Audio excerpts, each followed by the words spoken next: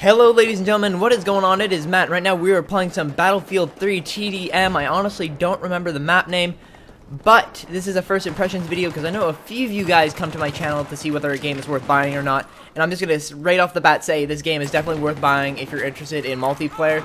Even though it's a bit of a slower paced game, it is great, and I'm going to quickly go through a few things with you guys. Okay, so there's like vehicles, gun balance, maps, and game types. I'm just going to quickly go over these and give my opinion on them from how much I've played the game. I've played the game for about 4 hours so far, which isn't that much. That's why I'm saying it's a first impression for the multiplayer. That is, I haven't played any campaign yet. So vehicles, jets are basically useless. They're more of like a entertainment device, I guess you can say, for whoever's in it.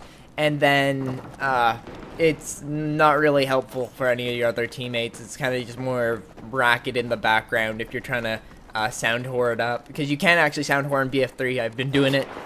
And tanks are good, and the normal transport ground vehicles are pretty good. Helicopters are pretty hard to control, but once you get used to it, it's easy. And I would actually like for them to increase the cooldown on tanks, because not that tanks are overpowered, but they're really, really good. And I'd like to see them maybe put a bit of a longer cooldown on them instead of like an almost instant respawn back in the deployment base. Because like as soon as someone destroys one, there's already another one coming out, so it's kind of hard to deal with them all on some maps.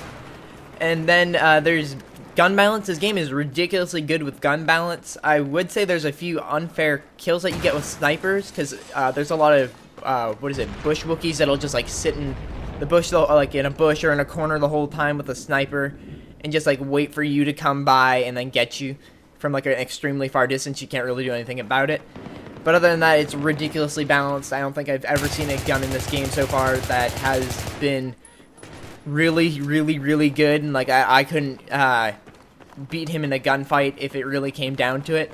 And then the maps, I love the maps. There are a few that I don't like if I'm playing Conquest, I don't like the maps that are like so big that there's 4 objectives that you have to capture instead of 3. Yeah, I prefer 3 on Conquest, which I guess this is a perfect transition for game types.